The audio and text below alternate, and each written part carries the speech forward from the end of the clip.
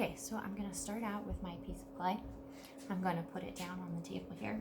I'm gonna use this part of your hand to pound from left to right. That's how I'm gonna do it. And pushing in like an outward motion to sort of stretch the clay. So.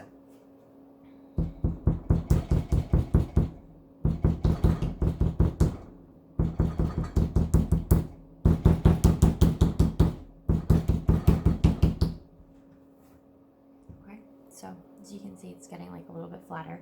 So I'm just gonna turn it around from where I was. So now I'm gonna spread it this way a little bit.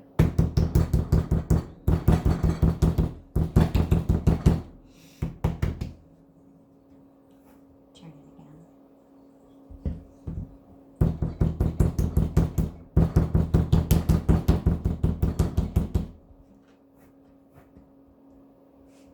Okay, so the stretching part, now that we have it like a little bit not as round as it was when we first wedged it, the motion is basically like a flick, like if you're shaking out a towel. So it's little puppy dog hands and then flick like this.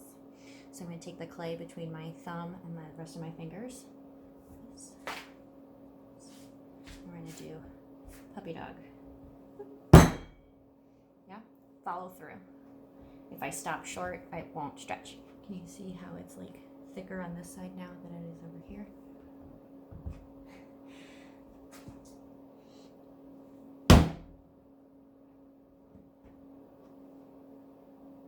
Okay, and I'm turning it again to keep the stretching like even so we still have like a circle.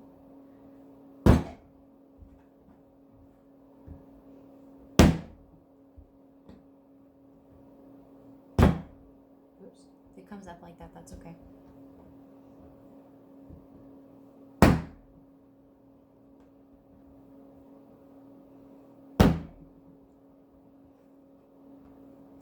If you're not sure if your slab is big enough for the thing that you want to make, just hold up the mold that you're going to use.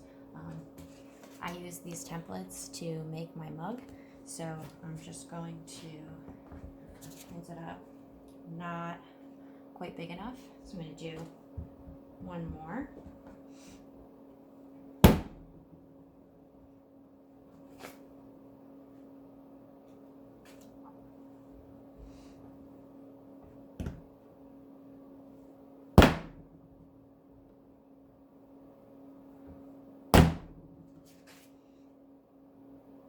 Great, fits perfectly. So that's how you can stretch a slab. You can probably see the rolling pin behind me too. You can also use a rolling pin. It's a little harder to get a consistent layer with a rolling pin, but if you have like a board or something that you can set the height at, it would be easier.